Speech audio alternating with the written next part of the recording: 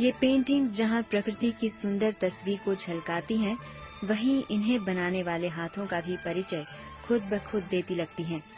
परवीन कौर, जिनका जन्म लाहौर में हुआ, इन पहाड़ों, वृक्षों और कुदरती सौंदर्य को उनसे बेहतर और कौन जान सकता है।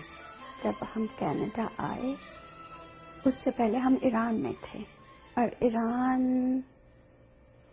में रेवोल्यूशन हो गई और हमारे घर के ऊपर भी गोलियां चलती थी क्योंकि वो सब फॉरेनर्स को पसंद नहीं करते थे। ये झगड़ा हुआ तो हमने सोचा कि अच्छा अब हम वापस हिंदुस्तान जाने की बजाय आगे चलते हैं। जब मैं 12 साल की थी ना, तो मुझे अपने 12वें जन्मदिन पे एक छोटा सा पेन बॉक्स मिला। तो मुझे उसको देख के जैसे किसी को खजाना मिल गया हो। मैंने पेंटिंग करनी शुरू की। मुझे आता तो कुछ नहीं था, लेकिन हम लोग उस वक्त शिमला रहते थे और फिर वहां मैंने पेंटिंग करनी शुरू की और उसके बाद करती ही चली गई जब तक मेरी शादी नहीं हुई। जब मेरी शादी हुई तो हम पलते तो किसी और तरीके से हैं। स्कूलों में जाते हैं, यूनिवर्सिटी जाते हैं और हमारे जो दिमाग हैं वो बहुत विशाल हो जाते हैं, हमारा दायरा बहुत बड़ा हो जाता है। लेकिन हमारी जो सभ्यता है उसमें औरत का दर्जा बहुत नीचा है।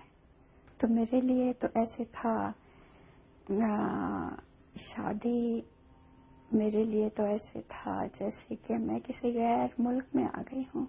ये क्या हो गया, है ना। परवीन रंगों के साथ साथ शब्दों में भी खुद की भावनाएं उतने ही सजीव एवं सुंदर तरीके से लिखती हैं। उन्होंने अपनी कविताओं की 2 पुस्तकें देहरी पर रुक जा और मैं मन समीर लिखी। साझा परिवार था और जैसे हमारे होता है ना, घर में औरत का दबदबा कब जाके होता है, जब वो सास बन जाती है ना। सो उसका भी मुझे उसके बारे में भी मुझे कुछ ध्यान नहीं था कि भी ऐसा भी होता है। सो मेरे लिए मुझे बहुत कुछ मुश्किल लगता था। तो मैं क्या करती थी, जैसे हमारा उधर होता है कि अच्छा सुबह हुई, दोपहर को जाके सो गए, सुबह होता था 2 घंटे, तो मैं जाके जो कुछ भी मेरे मन में कड़वाहट होती थी जो मैं उनको वापस नहीं कह सकती थी किसी को, वो मैं लिख लेती थी। सो वो जो मैं 12 साल उधर रही, तब मैंने उसके बारे ही लिखा। तो वो जो किताब है वो है देहरी पे रुक जा। तो वो है कि देहरी पे रुक जा ए नादान लड़की, एक बार अंदर आके बाहर जाना मना है, हंसना यहाँ गीत गाना मना है, एक बार आके अंदर बाहर जाना मना है। कनाडा आने के बाद हर अप्रवासी की तरह फिर से खुद का परिचय एक चित्रकार के रूप में देना एक और संघर्ष की शुरुआत हुई। पहले तो मैंने गैलरीज को टेलीफोन किए तो उन्होंने कहा आपका कोई नाम पता है, आप हैं कौन, हमारी तो दुकानदारी है, हमने बेचनी है, हम आपको कैसे एग्जिबिट कर सकते हैं। तो फिर मैंने लाइब्रेरीज में की। 3-4 लाइब्रेरीज में करने के बाद मेरे मन में आया कि मैं बड़े साइज की पेंटिंग्स करूं। और मैंने सोचा मैं तब करूंगी नेक्स्ट एग्जीबिशन जब मेरे पास 10 पेंटिंग्स हो जाएंगी बड़े साइज की। लेकिन बड़े साइज की पेंटिंग करने को बहुत टाइम लगता है क्योंकि उसमें बहुत गलतियां भी होती हैं। प्रकृति की सुंदर तस्वीर इन रंगों और पेंट ब्रशेस के जरिए कैनवस पर उतारने की कोशिश कितनी आसान या मुश्किल होती है। कई दफा पेंटिंग करके भी लगता है कि नहीं ये अच्छा नहीं लग रहा, जो बाहर है ये वो रंग नहीं है, तो उसको बदलते भी हैं और कई रंग मिल मिला के कई दफा अपने आप ही इतने अच्छे हो जाते हैं कि हम लोग सोचते नहीं कि ये कैसे हो गया।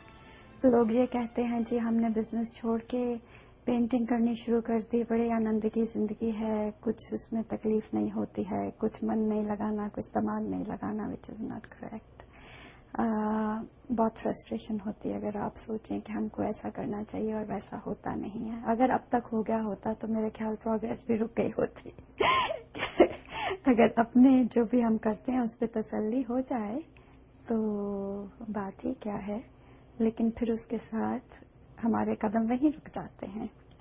Parveen visual arts Ontario, visual arts Mississauga एवं मिसिसागा आर्ट्स काउंसिल की सदस्य भी हैं। परवीन के पसंदीदा चित्रकार हैं क्लॉड मोने एवं विंसेंट वैन गॉग और इन्हें इम्प्रेशनिस्ट बहुत पसंद हैं। परवीन की ऑयल पेंटिंग्स की आने वाली प्रदर्शनी में चित्रों का विषय होगा पतझड़। फिर इस दफा पोर्ट्रे कर रही हूँ फॉल के कलर्स को। जैसे आपको मालूम है कि हमारे पंजाब में, हिमाचल में और उस सारे एरिया में इस तरीके की पतझड़ नहीं होती जैसे यहाँ होती है। एक दफा मैंने पतझड़ देखी थी, उस वक्त कश्मीर में मैंने रंग बदलते देखे थे। उसके बाद अल्बर्टा में जब पत्ते रंग बदलते हैं, पॉपुलर्स पीले होते हैं और 10 दिन में नीचे गिर जाते हैं और बात खत्म हो जाती है। तो जब मैं इधर आई ओंटारियो में, और मैंने पहली दफा ऐसा पतझड़ देखी और मुझे उसको देख के जैसे मुझे ऐसे लगे कि जैसे किसी को क्या मिल गया है, हीरे जवाहरात मिल गए हैं। और मैंने उसको पेंट करना शुरू किया। जैसे उसको पेंट करके मैं कभी थकती नहीं हूँ। जैसे अपना कोई पेट प्रोजेक्ट है हम करना चाहते हैं और उसको करके हमें तसल्ली मिलती है तो जरूर करना चाहिए। अगर हम करेंगे नहीं तो आगे कैसे बढ़ेंगे।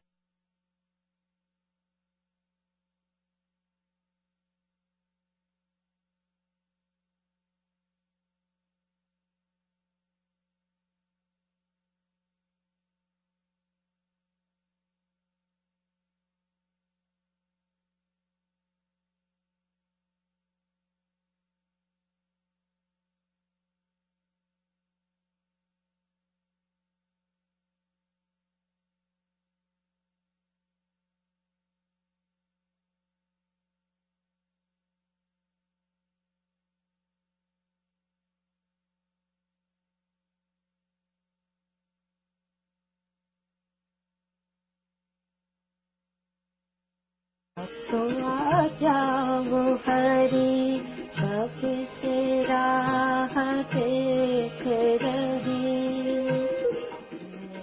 ये है मोहिनी खोसला, जो कि पिछले 30 से भी अधिक सालों से टोरंटो में अध्यापिका रह चुकी हैं और अब रिटायरमेंट के बाद अपना समय भजन लिखने और गाने में व्यतीत करती हैं।